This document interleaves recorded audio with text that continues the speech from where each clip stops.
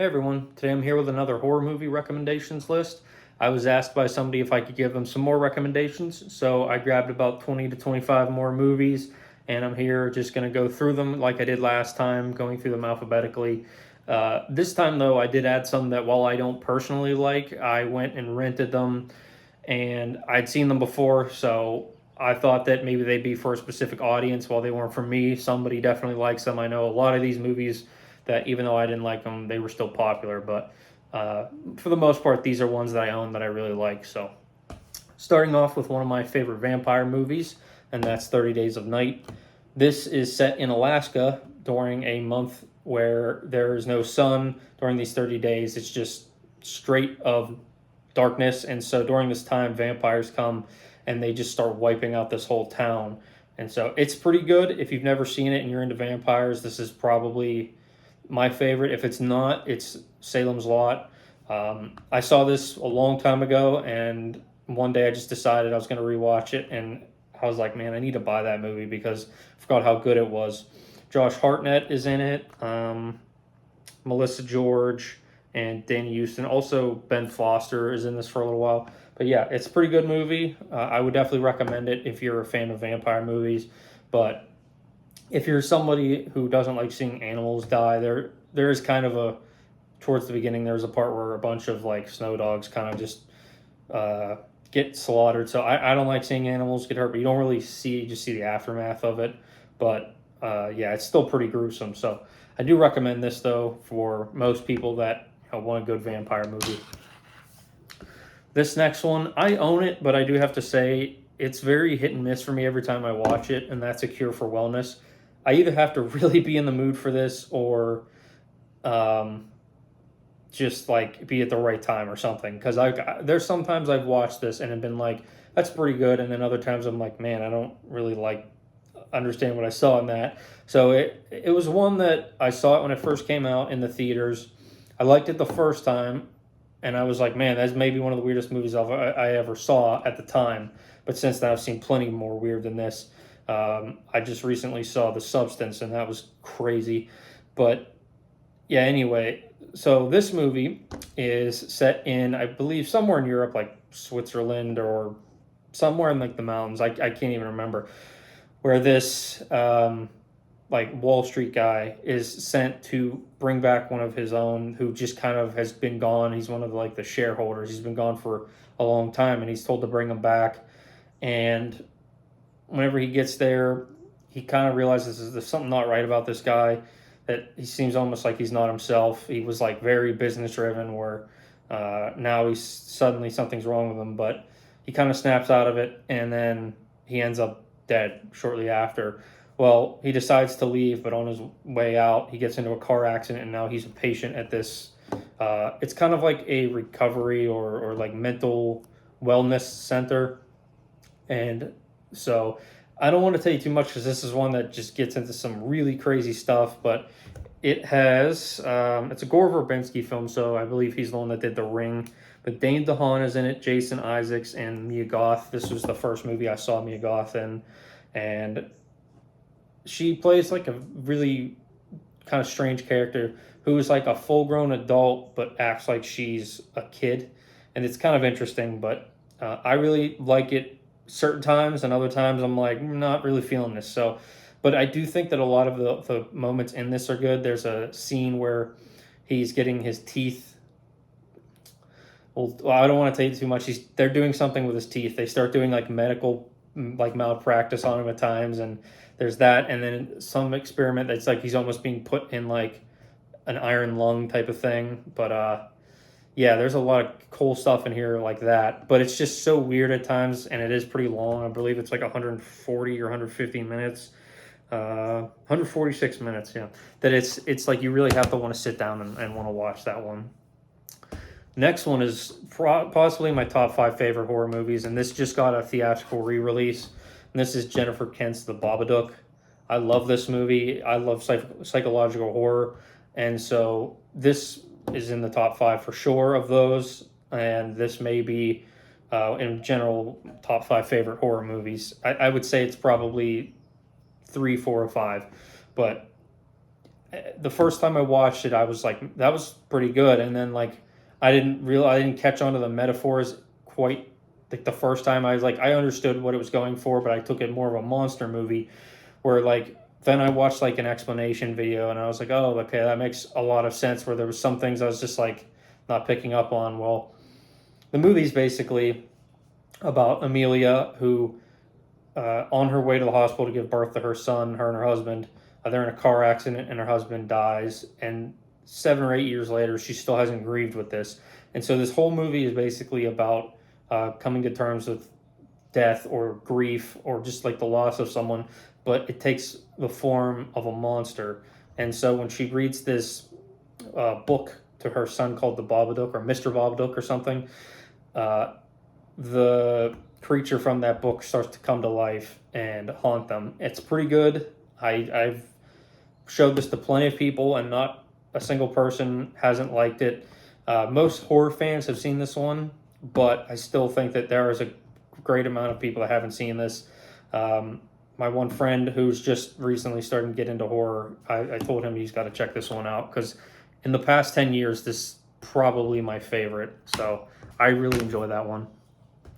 Next is a really fun one. I believe it was like right around the same time that A Cure for Wellness came out, maybe even like a week later, the Belko Experiment. This is a really fun one. This is set in somewhere in like South America. A group of employees in an office building. One day, the building locks down, and they're basically put in some sort of a social experiment where somebody is running the whole thing, where they have like microchips in their head that if they don't comply with what they say, they'll basically the microchip explodes and they die. Well, it starts to lead to where they're like, it's like a battle royale. They're like, if you kill this amount of people in an amount of time, then you're safe from the microchip going off. But if you don't, you're susceptible for us to kill you, and it's all random. And it'll come down to either a few left or one left, and it's pretty good.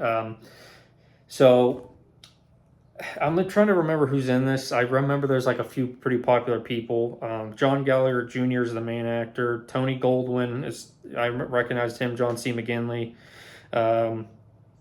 Adria Arjona, and Maloney Diaz. I don't recognize Maloney Diaz, that name, but there's a lot of people. Michael Rooker is in this, but and then there's some other people who I wish I could remember their names. Like he was just in Late Night with the Devil. He was the main actor in that. He's in this, but it's a really good movie, and I definitely recommend it. It's like fun violence where it's like comedic and like violent and gory, and it's I've seen it plenty of times, and it's always fun, even though you like know what's going to happen. Just seeing like the different ways people die in it, whether that's office supplies or just like normal stuff like a gun or a knife or whatever. It's always usually done in a comedic way, so I think it's pretty good. Next is a movie that came out around 2016. I remember seeing this with my mom in the theater, and I've seen it a few times since. I think it's still pretty good. Never saw the sequel, and that's The Boy. And this one surprised me. I was expecting, honestly, some like, because it came out in like January or February, I was expecting kind of like some average or below average horror movie, but I think it's pretty good. I'm not going to say it's like one of my favorites ever, but it's a good like mystery kind of psychological horror. And it's about a woman who moves to Europe to be a nanny after she's kind of wanted to leave America due to a personal problem. So she kind of goes into hiding there and thinks this is a good place to go and get away. Well, when she gets there, she realizes that the boy that she's supposed to be taking care of is just a doll. She thinks that something's wrong, but she's getting paid so well that she doesn't really want to question it. But she's told to follow the rules, and if she strays away from them, then something bad will happen. And she doesn't take it seriously at first, but then she realizes that she has to take it seriously. And it's kind of like, is this doll possessed? Is there something else type of thing going on for a good while? And then you learn like what's going on and why the family has like left and gone away for some time. But yeah, it's pretty good. It's not too long either. I only want to say it's like an hour and a half, hour 38 minutes. It's got Lauren Cohen and Rupert Evans. He was in another movie in my last video, The Canal. I mentioned he was in that. And so, yeah, this is pretty good. Definitely had an ending that I was like, I don't know where this is going. I kind of suspected it, but I was like, maybe it's something else. And the whole time you're like, is that really what's going on or not? But I think it's pretty entertaining. A lot of these you can find on either Netflix, Hulu, or like even if you can't, like Tubi, which is free, you'll just have to sit through ads. And some of them, you'll decide whether you think it's worth it or not. But next is a really good one. Again, I think most people who watch horror have seen this one, but if you're like new into horror, this is one of the best for sure, and that's The Descent. This is both like a very good claustrophobic, if you're like someone who doesn't like tight spaces, and just like creature movie. And it's about a group of girls or women who go into these mountains. I think it's like in Appalachian Mountains to explore this cave. And when they go in there, they think that they're going into like a well-discovered cave. But the one girl, Juno, is going through, everyone in this group is kind of going through something. Well, the main woman, she lost her husband and her daughter in a car accident at the beginning of this movie, but Juno has some sort of connection to this, and she's also kind of feeling bad about everything. She wants to just be the one to discover the cave, and she's very like ambitious and wants to do this. Well, when they get down there, they realize that there's a reason that nobody has been in this cave, and if they have, they never made it out. They see like fingernails and claw marks all over the walls of the cave, and they get caved in, so they can't go back. They have to keep going forward, which leads them into these creatures. And this is probably like one of the best horror movies that's ever come out. I would recommend this probably more than any of these to anyone that wants to just see a really good movie. I'm off the top of my head, I can't really remember some of these, but I'm looking at these, and I think this one is probably the one that the majority of people would watch and really like. So if you don't take anything from this list and you haven't seen that, watch that one. Next, I wanted to throw another one of these on here. I grew up with this. There's technically two in here, but this is the Halloween Town 1 and 2. These are Disney movies, but they're fun. I watched them whenever I was a kid, and I every once in a while watch them. I just about a week ago rewatched the first one. I'm going to watch the second one at some point because I hadn't seen these since I was probably like 12 years old, and they're still all right. I think they're good family. We won't say horror, but more Halloween type movies, and I think they're good. But if you're not aware of what they're about, basically, the first one is a group of these three kids. Their mom doesn't like to celebrate Halloween or them to celebrate it, but they really like Halloween. Their grandma comes over that night, and she's all into Halloween, and they learn that their grandmother's a witch, and she takes a bus to this place called Halloween Town, and they sneak on the bus, and when they go there, the whole town is, monsters, ghosts, things like that, but they're all, for the most part, pretty friendly, but there's something evil going on there, so I think it's fun. It's a good like kids movie or family Halloween movie. So next is one that if you liked The Invisible Man, whether that's the original or the newer one, I think this one is a better version. At least personally, I didn't like the remake of The Invisible Man. The original is good, but this one I think is the best. I would probably say of the three. The original I think is a lot of fun because it's kind of wacky and silly, where this one gets into a lot of like the horror or like the evil stuff that someone can do whenever they're invisible, and that's Hollow Man, starring Kevin Bacon, Elizabeth Shue, and I think Josh Brolin is in this one. He was pretty young. Yeah. So basically, very similar plot to Invisible Man, a scientist, but this is a group of scientists, but primarily Kevin Bacon is the one that goes under the experiment. They're testing this serum to be invisible on animals, and they've had kind of minimal success to a degree. Well, Kevin Bacon decides, I think they're about to get shut down or something, that he's like, I just got to try human experiments before we never get to do it. So he does this on himself, And at first, everything is okay, but then quickly you start to realize his personality is changing, and they can't reverse this on him. He's stuck invisible or hollow, I guess. And as his personality starts to change, he gets more and more violent, and all the tendencies that somebody has but won't act on, he does. And it's pretty good. There's one scene in it I do have to say I don't like. He just destroys a dog, and it's pretty, even though it's in thermal, like you only see it through like a thermal camera, it's still pretty brutal. He just crushes this dog, like smashes it to death. But I mean, it is a very good movie. That scene, though, for me personally, I don't like very much. But the rest of the movie is very good, and I've seen it, I think, a couple times as a kid, and then I rewatched it a few years ago, and it still held up. Next is kind of an underrated one that you could kind of take as a slasher, but it's half slasher, half kind of just like its own thing, and that is House of Wax. This is the version with like Paris Hilton, and I assumed as a kid because I had Paris Hilton, it was just some generic crap horror, but I actually think this one's pretty good. When I finally gave it a shot, I had heard that it wasn't very good, and so I was like, okay, I won't watch it. Well, I don't know, something one day, I was like, I saw a kill from it, and I was like, that actually looks pretty good. I was like, I don't know who told me they didn't like it, but I was like, I'm going to give it a shot. And I think it's pretty fun for the most part. So it's about a group of like college kids or maybe late high school, I'm not exactly sure. Kids are on their way to a football game.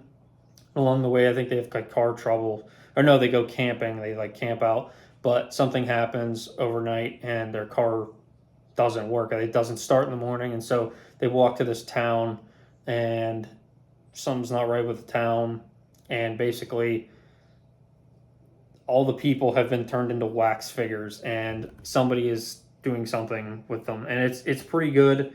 I really like this also, this collector's edition Scream Factory cover. I know that doesn't have a whole lot to do with it, but you kind of see, if you've seen the movie, you get what all these like little references are. But the person with the knife, you see their like disfigured face, and at the beginning of the movie you kind of get a hint with that. But this has, I think her name is Eliza or Elizabeth, Alicia Cuthbert, I think that's how you pronounce her name. Chad Michael Murray, I remember him from like, I think it was like One Tree Hill. I never watched that show, but I remember seeing the commercials all the time. Paris Hilton. There's some other people who I'd seen, but I don't really know their names. But either way, I think this is a really good kind of like early 2000s movie. Just like Ghost Ship and House on Haunted Hill. I own those two. I think this is probably the best of the three, and Ghost Ship is pretty close. But this one I've watched the most and enjoyed the most. So next is a very good, I wouldn't say it's so much that it's underrated, but over time it's just been a little bit forgotten about because, you know, it's been 34 years now since it came out, and that's Jacob's Ladder. And I don't hear this one get talked about as much, but when it does get talked about, most people find it pretty good. If you're a fan of the band Avenged Sevenfold, for example, their music video for Nightmare is based off of a scene in this movie. And if you've ever seen that music video and you've seen the movie, maybe rewatch that scene and then rewatch the music video and be like, oh wow, yeah, they did a really good job of like one-to-one with that. The drummer at the time, who is now died, his name, at least in the band, was the Rev. His favorite movie, I think, was Jacob's Ladder, and they kind of dedicated that to him because he had died just shortly after either the album or the song had come out. But anyway, this movie is about, this is a psychological thriller horror, and it's about Jacob Singer, who's played by Tim Robbins, is a Vietnam vet who's kind of like haunted by visions. He starts seeing like these memories of both the war and like little flashback moments, and both that he's seeing in like real time that are like coming into reality. And he's also seeing visions of the death of his son, and he had left his wife over it, and it just like ruined them. And so ever since then, he's kind of dealing with these personal demons that they're almost like coming to life through him. He's seeing just some really crazy supernatural stuff, and it's kind of almost like, I believe this is what inspired Silent Hill, if you know what that is, the video game series. So if you're aware of what that is and you like that, You'd probably really like this. A friend of mine who's really into video games, I don't know if he's aware of like the movie Silent Hill. I believe he's seen them, but he'd probably really like this because it's a good mixture of like demons and just weird things. And so this is one of the better psychological horror movies. Like I said, Tim Robbins is in it. Elizabeth Pena, I think, or I'm not great with pronouncing Spanish names. Danny Aiello, and then Macaulay Culkin is his son that had died. This is before Home Alone. He was probably like 4 or 5 years old, so he was pretty young in this, and I definitely recommend that one. Next is the first movie I think on this that I rented. Yeah, so this movie I didn't personally like. I wanted to really like it because it seemed like it was so unique and the style of it I was really gonna like. It just didn't really work for me, but I watched it with somebody that really liked it. So we were just kind of, I thought it was okay. I didn't hate it. I just was a little bit disappointed where he was like all into it. And so that is Last Night in Soho. This came out, I don't know, 5 years ago or so. And it's about a young girl played by, I think her name's Thomasine McKenzie. She was in Jojo Rabbit. And so she is kind of like this girl from the countryside of England, and she moves to London because she's into fashion, but she's really into the fashion era from the 60s. When she goes there, she thinks it's going to be a lot different than it is, and she realizes that it's not what she had planned. Well, she gets into this art school of fashion design, and when she rents this apartment, she starts having these like dreams that she's back in the 60s, and she kind of starts following this young woman who lived in this apartment during this time. It was played by Anya Taylor-Joy, and something bad may have happened to her, and she wants to kind of see if she can figure out, because this woman disappeared and nobody knows what happened to her. She wants to kind of solve this. So I think it's very interesting, and I was, like I said, I really wanted to like this when the trailer came out. I was like, this is going to be great.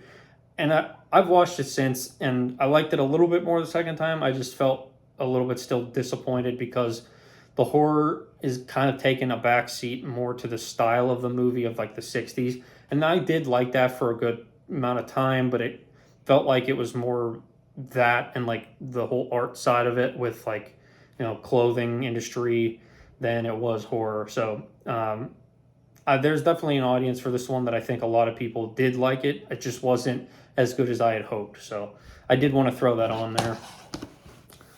Next is one that I think is all right. I think it's pretty good. I've watched it a few times, and that's Lights Out. I think this one is one of the more popular newer horror movies that people reference fairly often. Teresa Palmer's in this, and it's basically this like creature or this girl.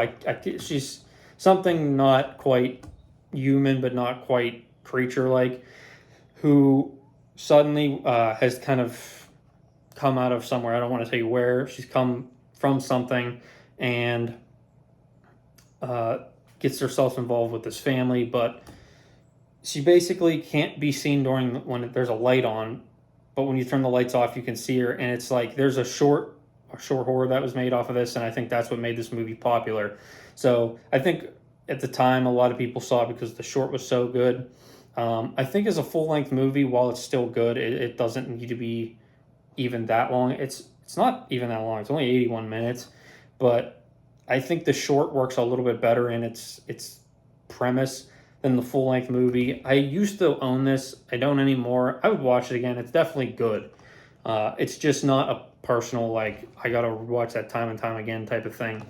I like it more for sure than Last Night in Soho because there were some pretty good like scare moments in this. And the first time I watched it, I was like, oh, that was better than I kind of anticipated, because sometimes shorts don't work full length. And while this does, I still think that 81 minutes could have been maybe like 75. So not much different, but still. Yeah, this one's kind of hard to explain other than what I said, but she's basically being like haunted, Teresa Palmer and her family, by this girl thing. So if I tell you too much, it kind of gives away the mystery of it, so I just want to leave it at that. And then next is a really interesting psychological horror. I saw this one when it came out and I enjoyed it. It is really slow though, so be patient. But if you haven't seen it, it's The Lodge with Riley Keough, uh, Jaden Martell, I believe, is he's from it as Bill, I think is his name. He's the one that has the stutter. Here, I'll just show you a picture of him. He's right there. I think that's his name. I'm just reading names off the back, but Alicia Silverstone is in this. But yeah, it's about again, this is one I don't want to tell you too much, but basically, two kids live with their mother and their parents have separated, and so the father wants them to get to know the stepmother now that he's getting remarried, and so spend time with them away for some time just to get to know them because they're going to be living with them now. And he has to go away for business. And during this time, they don't like her. They think she's not worth getting to know. They just want to mess with her, basically. But they learn she's got a dark past. She was involved in a religious cult. And she takes medication for it. And something happens during this point that starts to make them question of what is going on.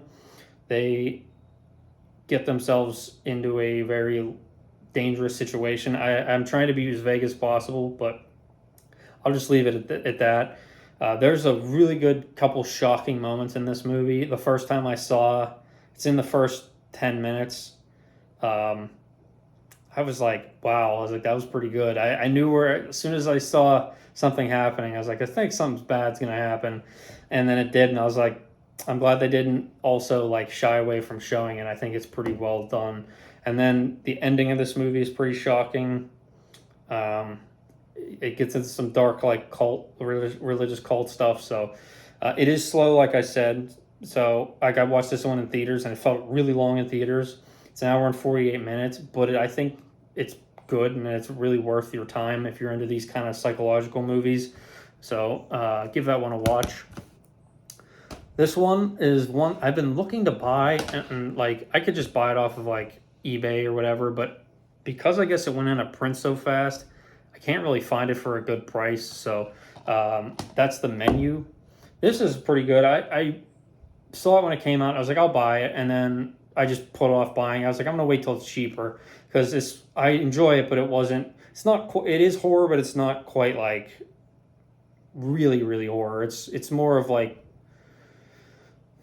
comedy thriller if I were to give it more accurately, but it is classified as more of a dark comedy written with some horror in it. So Ray Fiennes is in it. Also, once again, Anya Taylor-Joy. I forget his name. Nicholas Hoult is in it. So, and then there's some other recognizable people who, again, I'm just bad with names. So I know they're in it, but this is about a young woman, and she gets invited from someone to go to this fancy by Nicholas Hoult. Anya Taylor-Joy gets invited by Nicholas Hoult. They just recently had met to go to this fancy island and have this like once in a lifetime chef or this dining experience with this famous chef. Well, when they get there, they realize that the chef is something's not right with him. He's basically gone crazy and he wants to kill them all. So, and he makes kind of like this grand experience of it, and it's part of his dining experience at his restaurant. And each person there has a different reason for being there, and it's pretty funny. My favorite part of the movie is where Tyler, played by Nicholas Hoult, thinks that he can create his own specific dish. So he just starts, or at least he's told to do it by Ray Fiennes, who plays the chef. And he's like, go ahead, make your own dish and we'll try it. And so he throws stuff together and he takes a bite and he's like, this is the worst thing I've ever had. And then you see like, because during the movie you see like different ingredients and what was in there and the name of the dish. And some of them, because most of them are serious because they're by Ray Fiennes. his was Tyler's Bullshit is what it was called, and I think it's pretty funny. So yeah, that's my favorite part of the movie, but it does have some good kills. There's some just very interesting stuff that gets revealed throughout the movie, and some shocking out of nowhere moments that I think are pretty good. So if you missed that one was definitely worth it. Next one, that if you're into the Mothman, you'll definitely like this one. It's not like amazing. It's again more thriller, like creepy thriller than horror. So Dusty, I haven't watched this in forever, but I've seen it plenty. It's with Richard Gere and Laura Linney, and then also Deborah Messing, and that's the Mothman Prophecies.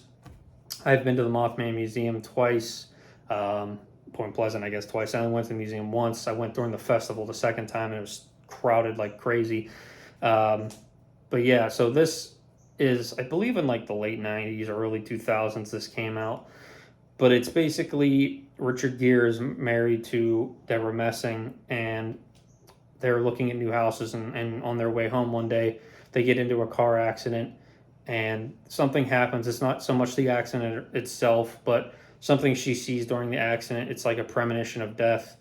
And so when she goes to the hospital to get brain scans to make sure there's nothing wrong with her from the accident, they learn that she's got I think like a tumor that they can't operate on, and she's on borrowed time. And so when she dies, he's now on his own, and he just kind of lost. Well, he is told to go someday or somewhere to like Maryland or to Washington. I can't remember where he's even living, but he ends up going the complete opposite way. He just zones out for hours and ends up in West Virginia, and he goes to the town of Point Pleasant, and there's just weird things going on. People are having these visions. They're seeing this like moth-like entity, if you know what the Mothman is, but and they're just kind of having these really horrifying experiences.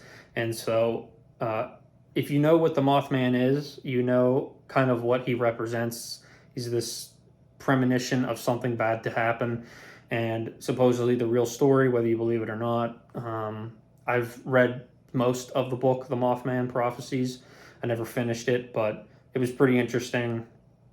And so that's what this is based off of, but it takes its own kind of, it has more of a centralized story than just a generalized somebody's experience with it. Well, my favorite scene in this movie, if you've seen it, is where he's on the phone in his hotel or his motel room. I'm not going to go into too much detail, but he gets a call from somebody, and it's really interesting, really kind of like eerie and creepy what goes on. But yeah, it's pretty interesting if you're a fan of the Mothman, just the idea of that whole thing, or if you don't know about it, the Mothman at all. I think just the lore of the Mothman or the story behind it is interesting enough that this movie will get your attention. It was actually filmed where I live, and then very close to where I live, not too far north.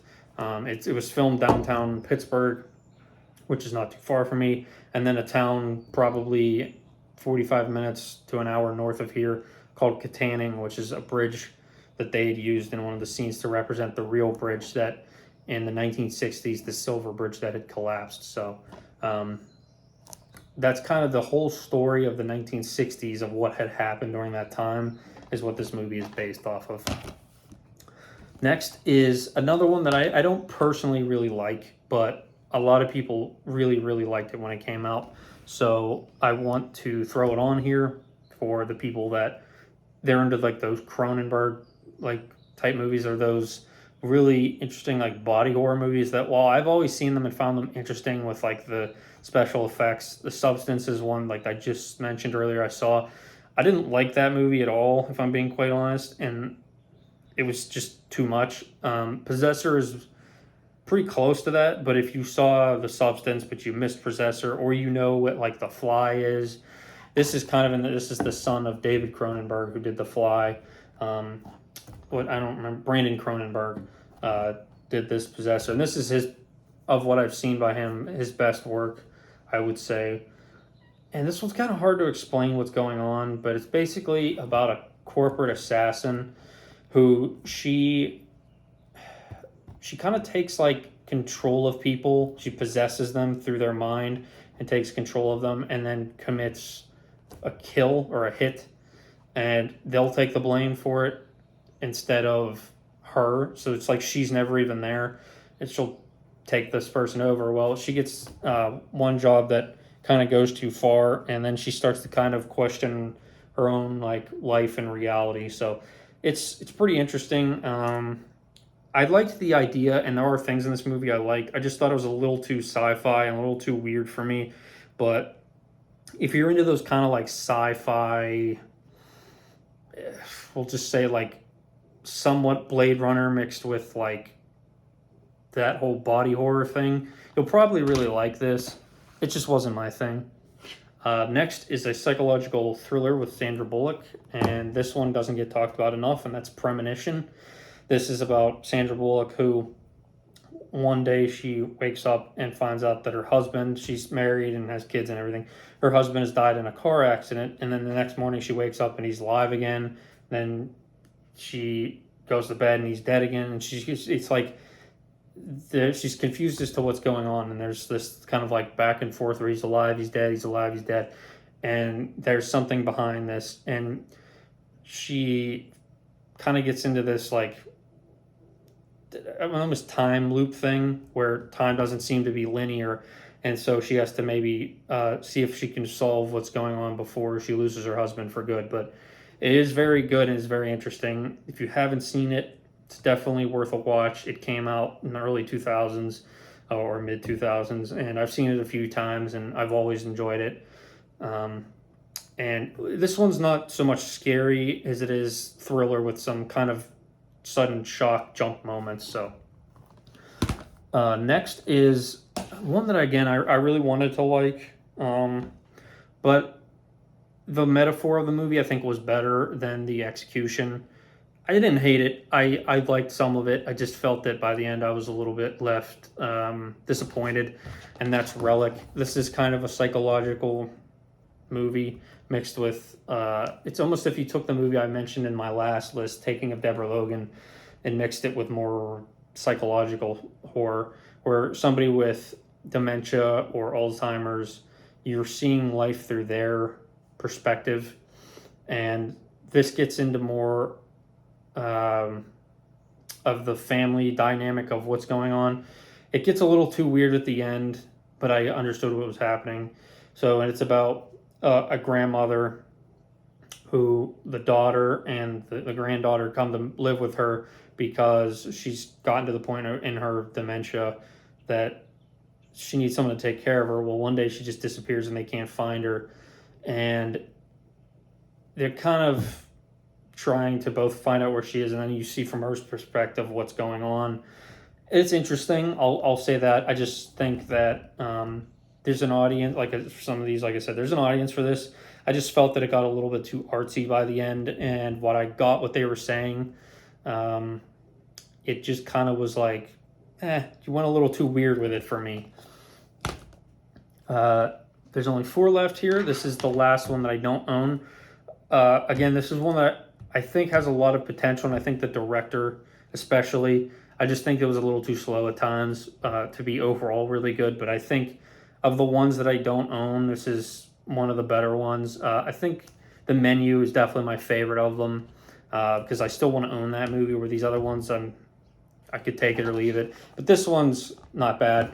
Saint Maud. I was wanting to see this one for forever, and while this is a horror, it doesn't have as much horror throughout it to make it quite as impactful as I wanted it to be, but it is still very good.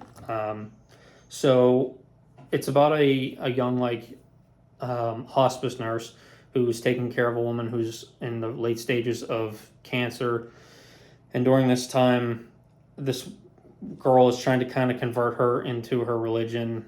Because she's very recently converted into, I don't remember if, we'll just say Christianity. I don't remember what specifically. Well, the older woman who's dying doesn't want to have anything to do with it. She's more mocking her about it.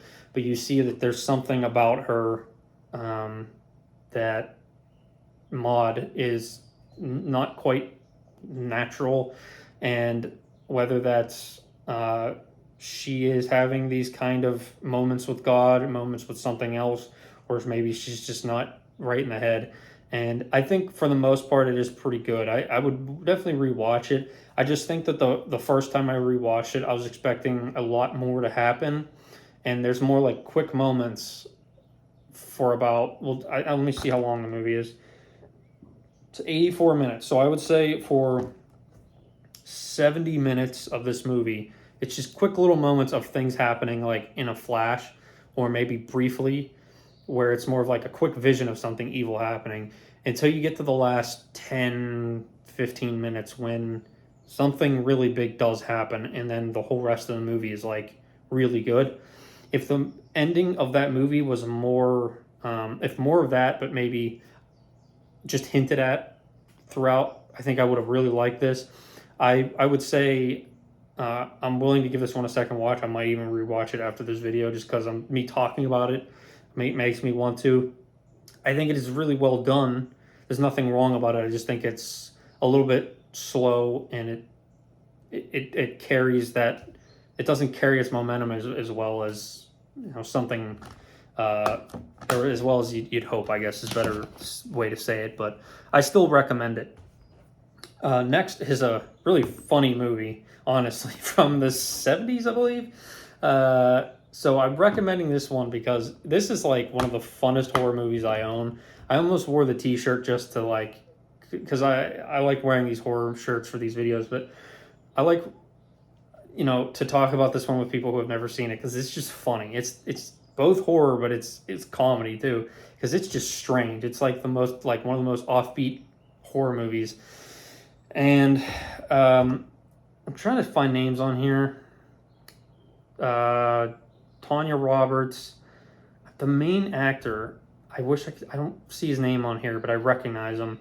Oh, Chuck Connors.